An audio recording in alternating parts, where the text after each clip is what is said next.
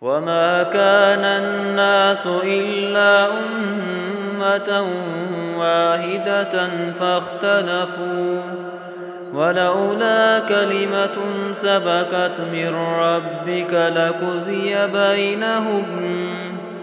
لقضي بينهم فيما فيه يختلفون ويقولون لولا أنزل عليه آية من ربه فقل إنما الغيب